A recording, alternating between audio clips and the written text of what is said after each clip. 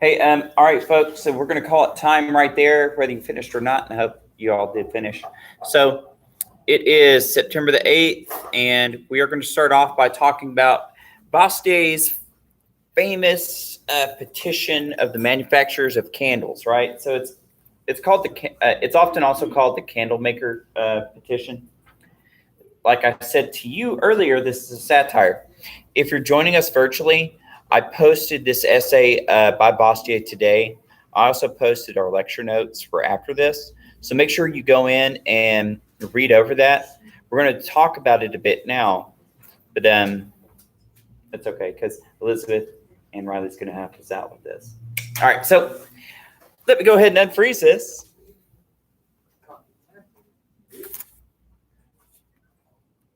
All right, so can somebody please tell me, what does satire mean? Whoa, man, somebody likes English class. Go ahead, Elizabeth. Sarcasm. It's sarcasm. Yeah, it's usually so sarcastic, and it's sarcastic to try to make a point. And It's sarcasm in story form. I'd say it's sarcasm in story form. okay. Usually like criticism. Yeah.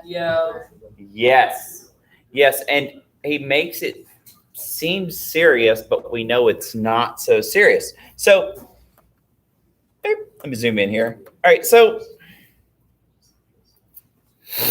he's pretending to be somebody who's trying to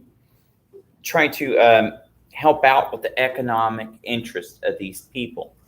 And so he's saying that the producers of oil and tallow, resin, so these things are used to make lamps and candles, forms of light before electricity. Remember, this is the middle of the 9th century. So the middle of the 19th century, I'm sorry. So electricity is like being played around with, but nobody really has light bulbs yet, especially in France. So and we have these problems, and they're saying that there's competition with their industry. Who's the competitor with their industry? Other countries. The sun. The sun, yeah. They're saying our industry of candle making is suffering because of sunlight. Oh, I see. So you see, yeah. What do we do? So they're saying, but that's only part of it. So he's saying, hey, our industries are really suffering because of all this sunshine. Can you do something about that? And we know he's not serious, he's not like asking for the sunshine to get snuffed out. They're not talking about, I don't even know how you would stop a sun, right? So we need a roof over all of France. So it's intolerable.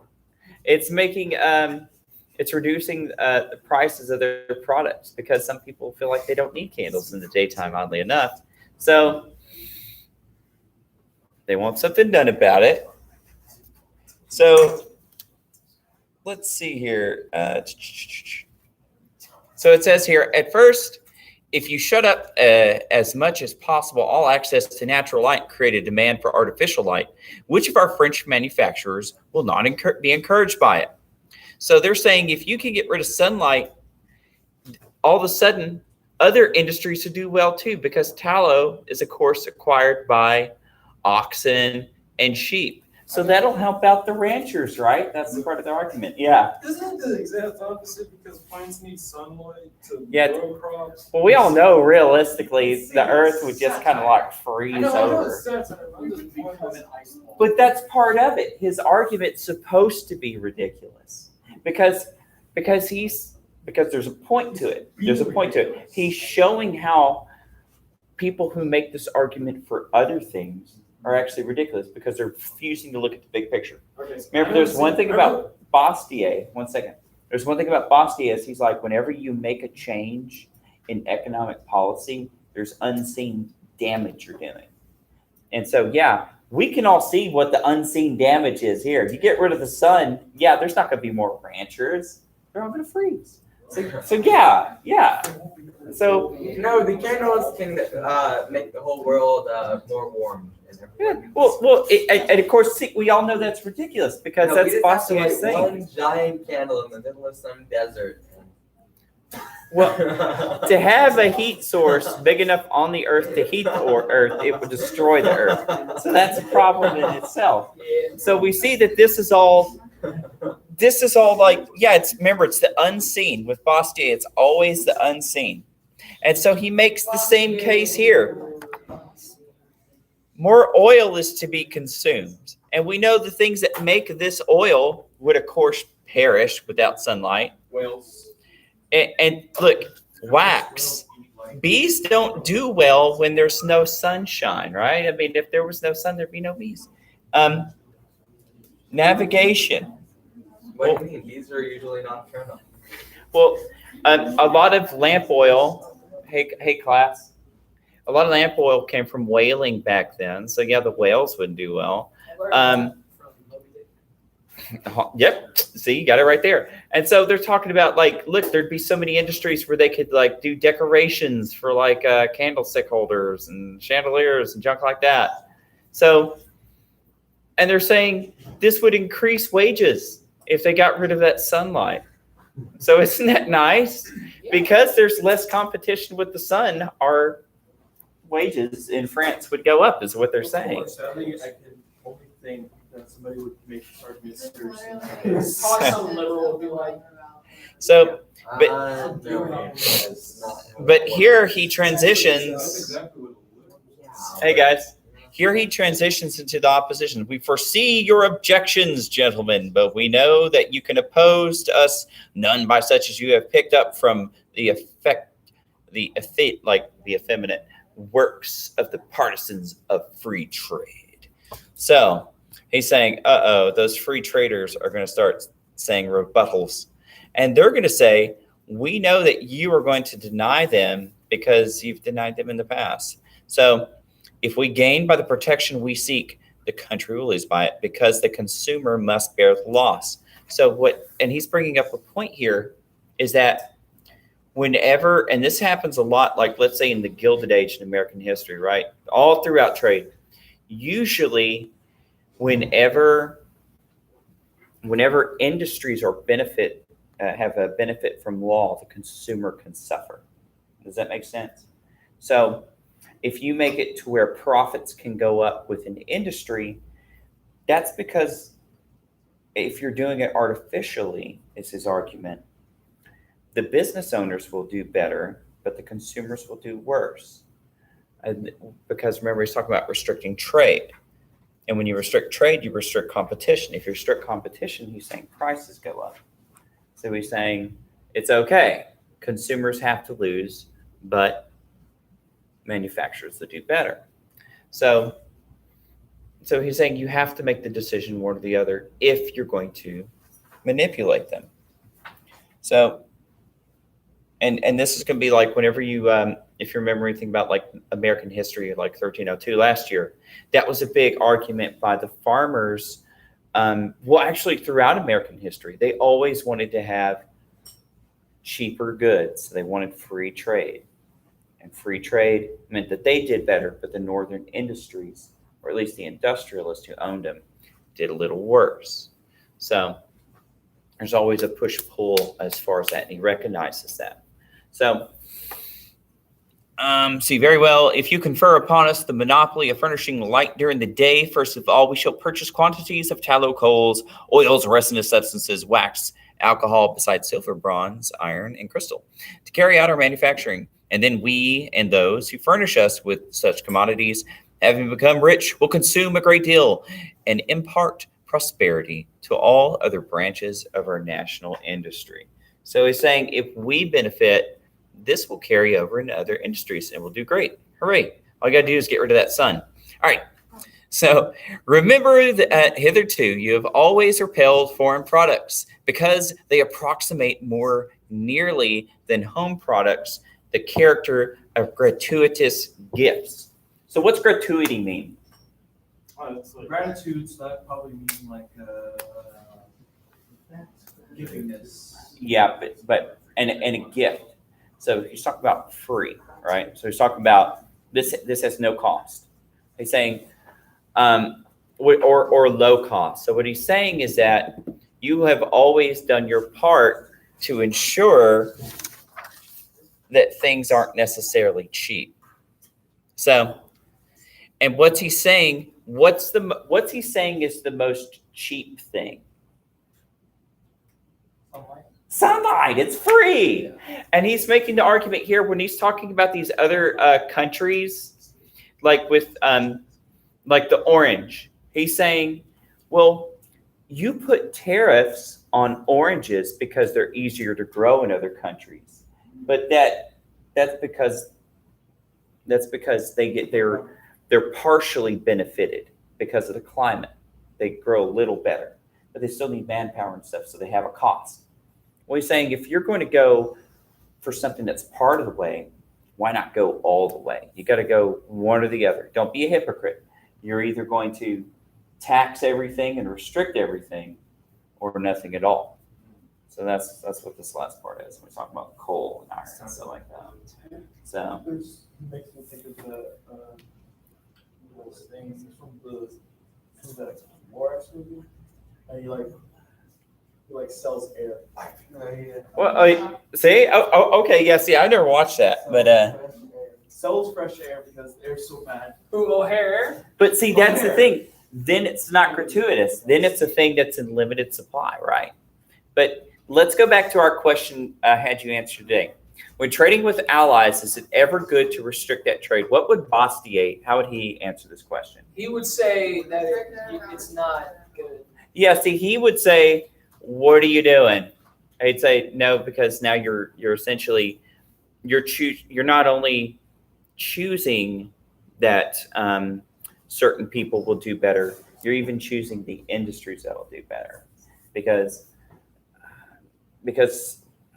the thing is when you reduce competition, his argument would be, is now all of a sudden things can't naturally go where they're supposed to go as far as innovation and things like that. People often, when you restrict innovation, they want to keep open industries that may have been surpassed technologically. And so protectionism can often keep industries that nobody wants around anymore around. Yes, Boston doesn't like jobs. He would say they just kind of work themselves out because he's a complete perfect free world. market guy. And it's good. You're thinking against it. That's good. All right. Hey, let's go ahead and open up PowerPoint. So we will have another one later. Close that out. Put that cactus down, boy. And we put their hands down for us, don't ever, you know.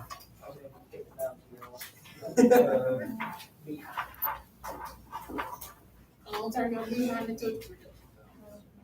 Uh-oh.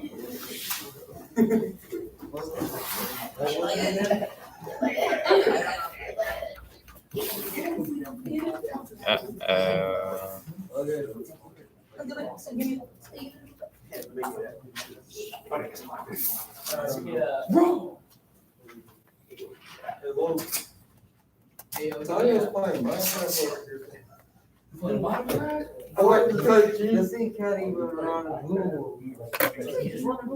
Dude, my little brother. Logan, do something. His birthday's coming up.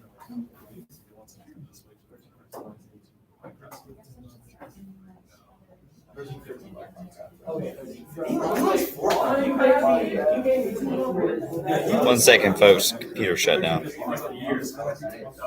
But we're going to start lecturing over those notes that I posted in the Google Classroom. Just a moment. I mean, it's not the worst, but. What? Are we watching a video? No, we're not. The computer froze up on me. Whenever I turned the camera off here, it got mad. Oh, we should watch a video. We'll see at the end. We'll see at the end. Let's see, reload. Here's something more fun than that, I guess. Because that's the thing, we talked about scarcity, but there's still a lot of things that go with microeconomics that we still haven't like worked out yet. We all know that there's a lot of things that go on in the world of consumerism and stuff like that, and business. All right. So, okay. So remember, the terms are testable, but I don't want the whole course to be revolving around test. Really, at most, I would prefer there to only be like 2 tests, guys. I would like the rest of your big grades to come from like projects. Like I would like you to do research on things such as different kinds of national economies and different kinds of business economies and maybe even personal economics. But the thing is, I bet y'all had a couple of classes already where you talked about personal budgeting and stuff like that, right? Yeah. Y'all have. It's kind of like a normal thing. One maybe, One maybe. maybe because there was that last year's The credit. financing class. Yeah, That's maybe the closest. maybe closest. We didn't talk about I specific, think we talked mostly about like economics. Yes, Bryson. Okay, so this may seem kind of silly, but can like drug, like, can like people making money off the problem is spending it into like storage, like, can that be part of it too? It can be, but where those dollars go, can lead to that money still getting recouped. So even if they use that money to invest in something, that could still be taken back Why is it called the black market? because it's in the shadows. Maybe. Okay. All right, folks, let's go ahead and begin. So basic economic questions with every economy, business, and consumer must answer. So this has to do with motives for exchange and stuff like that. If we come across something that's redundant, like we've already come across in the past, we'll skip over it. So how do businesses make money? Businesses make money by selling goods and services. So what are goods and services? So in brief, a good is a thing and a service is something that's done. So you have one that's material, one that's action. If I were to do Noah a solid, I'd be giving you the service. Yeah. Okay, yeah, so like if you, I don't know, you deloused Noah. For instance, Yeah. if I wanted him to cheese these nachos, give me a solid. Which, in that case, it would be a service and a good. Huh. You'd be giving Okay. Well, That's that's a a service if you provided the nachos. But if I gave you. Well, you're providing the cheese. I guess if you like told him how he could eat them better, that would be service. Like if you were a nacho advisor. All right, moving on. So goods are physical objects such as computers and sneakers and cars and stuff. So like we said, it's a material item. So I just make sure you know that a good is a material item. It's a physical object. That's like a basic thing. This is the type of thing. Okay, you might that get high heel asked on. Converse is definitely a bad and not a good. That could be a thing. There you go. Fresh. I mean, No. everybody seems to own Converse. I mean, All Stars are everywhere. Okay. These are my shoes. These are Crocs. I mean, I have a pair, but it's only because I need them for like squatting and stuff. 'Cause I need flat Those shoes. flat-footed, those flat soles. Yeah. Get my old man knees. So goods are physical objects. The only reason I have 2 pairs of shoes is because Okay. it's just big feet. So services are actions, like we said, that a person performs for another person. So this sometimes, like if you ever hear the term the service industry, that's usually something like, it says here, heating, cleaning, repair, so like plumbers and stuff like that, but they're not exclusive. So like a plumber might perform a service, but some plumbing places will also sell you things like dishwashers to install and stuff like that. Okay, so What about those like professional colors? that's a disservice. Okay. I feel Yes. like that's a service. Whenever you said teaching, I thought you said eating, and I thought you were paying to somebody who said, here's food, it's 20. No, I don't think it's gonna pay me to eat. I mean, isn't that basically what an eating competition is? Here's food, I'll pay $100 if you can eat it. You're paying somebody for your food. Well, see, that's You make it worse, or I can get sick. hey guys. So let's zero it back here. So like an eating competition would be you're paying for the service of competing, right? Kind of like, I don't know. So like if you wanted to like go into a tournament or something like No, that. not would you. pay them. The person pays the eater for eating their food. That is the service that they Yeah. give to the owner of the food. I guess if And you're then like the owner pays them for eating. I guess if you're like a food model, you need like you're supposed to be eating your I'm a food model. food for the magazine. Do they pay you to eat? Sure, man. There you go. Yeah, so like like people who go to restaurants and like write reviews and stuff. Or any of the social media influencers. There you go. Influencers. Yes, that's the thing. I don't understand how some of them are monetized, but I don't know. But like, imagine going over to your friend's house, because this is something that you do. Mm. You go over to your neighbor's house and say, hey, you know what, I'll help you out today. I'll eat all your food. And they're like, oh, thank you. You're welcome to do that. You're welcome to do that. All right, next one. So everybody must answer these questions. All economies, businesses, and people must answer the following questions. What goods and services will be produced? How will the goods and services be produced? How do we answer? Who are the goods? No. It's a rhetorical question. It's something you need to think about whenever you're talking about when people are making economic decisions. Who are their goods and services for, and how much will be produced now and how much later? So like with Converse, so they're like, what goods and services will be produced? We are going to produce high heel All-Stars. How will the goods be produced? Well, it's probably going to be in a country out here. Who are the goods and services for? Americans.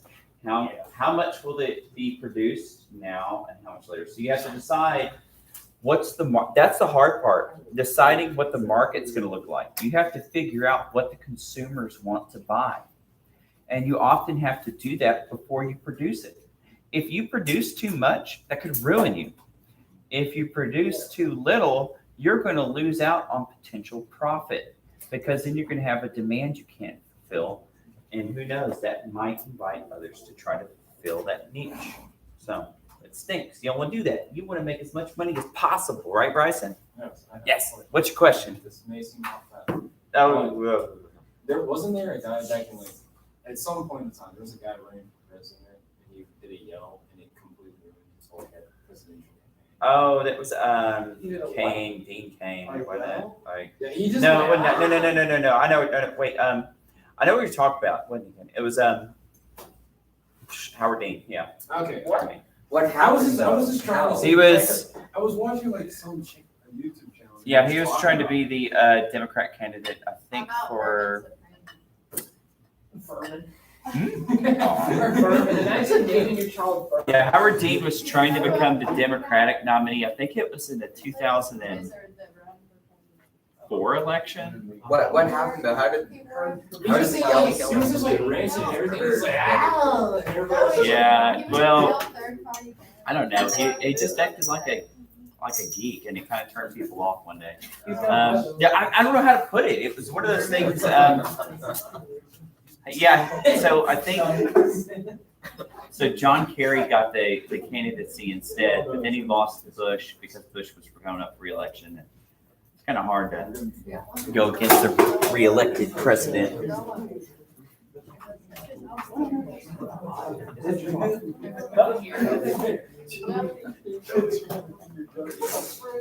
All right, let's go on. Let's see a little bit more about this. So,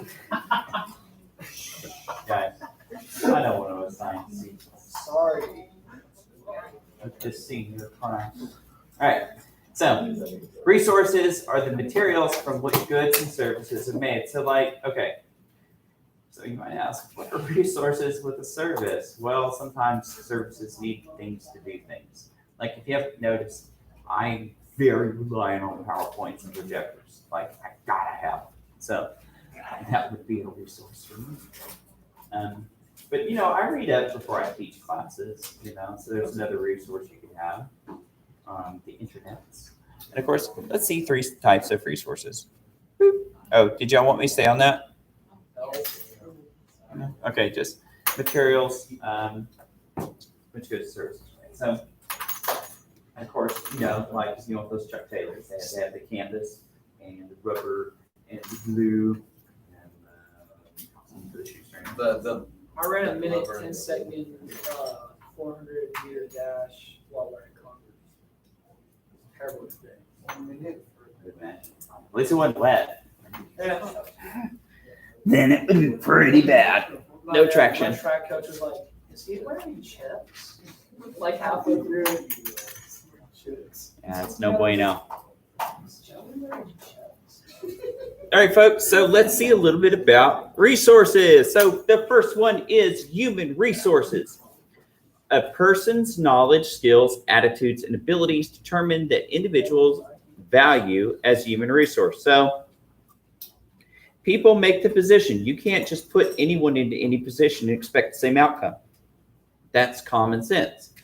The more rare the skill and the knowledge, or the more investment it takes to get into that field, the more valuable and higher pay they get. Like you see a picture of a doctor-looking person. So he probably makes doctor-looking person pay. I mean, but at the same time, that construction worker probably makes a lot. Well, you're right. As You're much right. as the teacher, or more. Because Probably more than the teacher.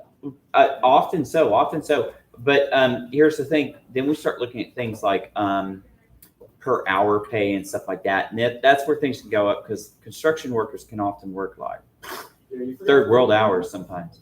You're talking like 60, 80-hour weeks. So it can get a little crazy. Sometimes they gotta work day and night. You're right. You forgot to put gamers And they on. have to travel on top. Okay, yeah, that I didn't make this, but okay. All right, so example, unskilled workers where the demand is low for their, hey guys, unskilled workers where their demand is low, but there's a lot of them, tend to make low pay. Of course, we know that this is like with regulations taken out, right? We're not talking about regulatory change, minimum wage, anything like that. We're just talking about just based entirely on this one metric. Teachers have, I don't say high, but we got some education. So get a little higher pay. Doctors, yeah, a lot of education. Not everybody can do it. Don't want everybody to do it. The skills are harder to find, better paid. NFL quarterbacks. So yeah, like that's the thing about professional sports. Not only do you have to have the skill, but sometimes you got to have some genetic features that normal people don't have. Like try to be a normal person and play in the NFL and see what happens. It's not going to work. I mean, that's what Tom Brady did. Well, and the thing is though, not all positions in football make a lot of money. Like kickers get like normal people pay, and you got some positions like quarterbacks make really good pay, so. Have you seen a punter truck over?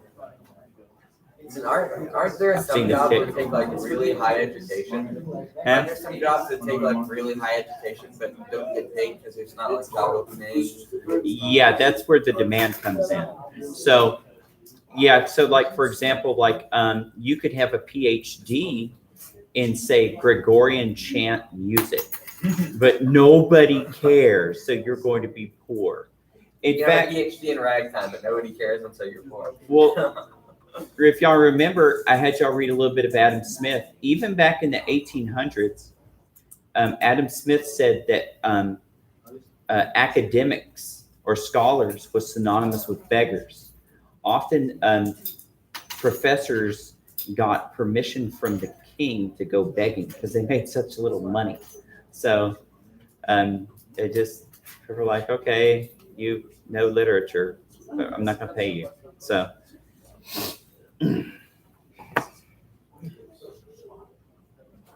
All right, the second of our resources is natural resources. That's me. Raw materials from which goods and services are made. So we remember like the pencil. The simple pencil has many natural resources dumped into it. And then somehow through industrial magic, you have a pencil.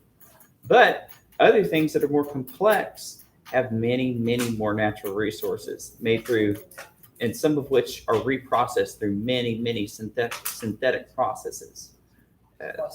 Processes, okay. And then a lot of skilled people putting it together. So, yeah. How many processes does it take? It's kind of like getting to the center of a Tootsie Roll about it. Nobody really knows. You know, sometimes you bite it, sometimes you don't. So, one of those things. Two flies away with this. Because you can finish it. We shall never know. How many of these do I got? Hey, because I don't want to go through all of them. Well, we will get through all of them today. Good. Okay. Yeah, this is a pretty short one. But yeah, I'm kind of considering us having a test next week. I'm thinking Thursday. I'll review on Tuesday with you over just these slides, really. Yeah, we only got a little bit of stuff. It's just the scarcity on this one. We might go over another one tomorrow because we're gonna finish this one today. All right, so yeah, you need to know resources, right? I mean, look, these are obvious. If you had a multiple choice question on which one's natural resource, you'd probably pick the one that says raw materials, right? So, Hopefully. capital resources. So, of course, capital has to do with money. Capital has to do with, guys, the ability to buy and sell. So it's the definition is in the name.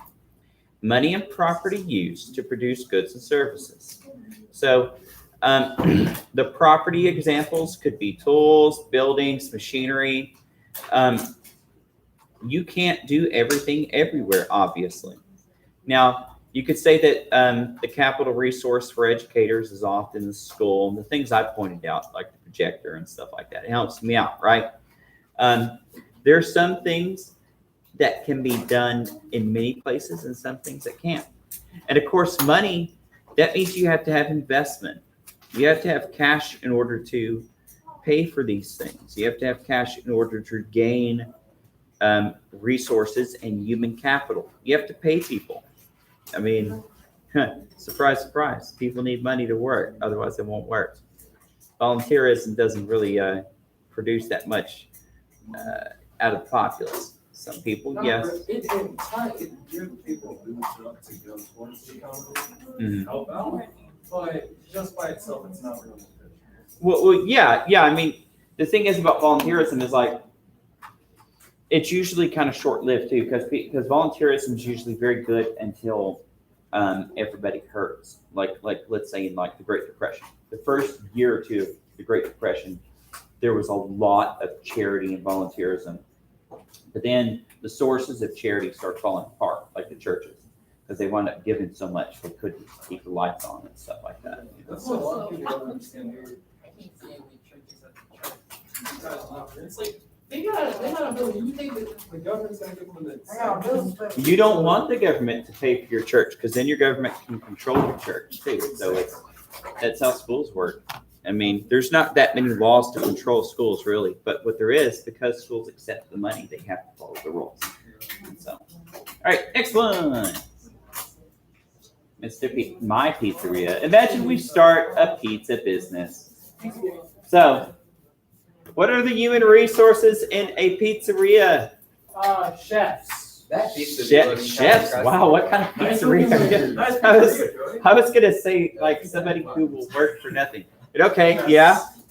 All right. If it's like a good pizzeria, it has to Okay. change. I was thinking about somebody just warms up a little Tony's pizza and puts it in a different Well, box. sure. Delivery Like, boy is gonna be more successful than yours. Okay. Good waitress. A what? Table hop. Table hop? Okay. Wow. So yeah, like with skates and stuff. No. No, okay. bad waitresses. Okay, because I was thinking like Weird stuff like that. yeah. See, I was thinking like Sonic. Okay. It's like boy. Okay. What about Logan? What's a natural resource for a pizzeria? The what? The light bulb? Where? What? What? What was it? Pizza cheese. Pizza Yeah. crust. This is lovely. Ingredients. I'm sorry, Logan. Hey guys, you know. Hey, let's so pizza salsa. The sauce, the ingredients that goes in the sauce. Uh-huh. The cheese. The bread. Okay. The Ronies, Pizza. bro. The Ronies. The Ronies, okay. The Ronies. So pick fresh from the Roni tree. Okay. All right. So What are some of the capital resources? What do you need to make the pizzeria actually into a pizzeria? Building materials. Building, And yeah. construction contractor. So we're not doing that at the back of a van. Okay. Need a contractor. A contractor. Okay, so wow, you're wanting to start from the ground up. So you're not talking about renting out a warehouse. Yes. You're gonna need like so you know how like food restaurants need like a little paper to say that they're legitimate. Okay, so you need certification. so you need the health inspector to come say that a human can eat here too. A lawyer, Okay. nasty. Just in case just in case someone's gonna get bitten off by the animal shelter. Okay. Okay. Hey Mark, you have a seat for me, buddy? Just in case the rat does not want to drag children involved with it. Okay. Okay. So, and that's the thing. A lot of it's self-explanatory. So here we go. A manager, a pizza maker, a cashier, a dishwasher, and a delivery person. So who do we think should get paid the most and why? The manager. Manager, because the manager should be able to make sure everybody else is doing what they're supposed to do, right? Yeah. And if the manager is poor, corporate will step in and kick him out. Look, here's the exact same things that Logan said. The dough stuff, like he said. The sauce stuff. The roadie. Whoa, gas oven. I thought we were gonna have a wood fire stove. Huh? Oh, so you want to go all the way back to nature. So we're gonna bring in the beef, the slaughter in the back. Okay, so that's pretty brutal. You're gonna have a farm to wheat, and a stone. You know what? Every pizza place should have a farm out back. That would sound very expensive. Yeah, you can charge whatever you want. Capital resources building, like y'all were saying. Oh, and it's like Red Lobster. You pick your own lobster, you go back out back, and they're like, "What cabin do you want? I want meat." Okay, which cabin do you want us to kill? Pepperoni. Yeah, that would be pretty brutal. But what if you want a pepperoni from like the 3-meat pepperonis, like you got at the Walmart? And to go kill 3 different animals. I guess so. So, hey folks, hey guys and gals, this has been a very talkative class this time. So like, it's fine when y'all whisper, but y'all get a little rowdy. So, Okay, we're not calling people out here. yeah. That was to talk to the whole class. But hey. Y'all are being recorded. I'm going to share this with your parents. All right. Then they'll get me fired. All right. So reusable plates, napkins, stuff like that. So yeah, it's the material things like we talked about. It's not hard. Don't worry. You're not going to create a business. But so all of these things go in. This is going to be the type of thing you should see on your test next week. So I think I'm going to make it multiple choice. I had this and the slides we're going to cover tomorrow. We'll review some on Tuesday. And hopefully we get the computer carts and we can start working on our projects. So, yeah, I'm thinking one of them's going to be start a business. I know there's going to be a national economy investigation thing. I'm going to give you different kinds of national economies to examine and going to critique and describe them. All right, folks, that's going to end our lecture for today. We'll come back on Thursday and talk about more economics. What?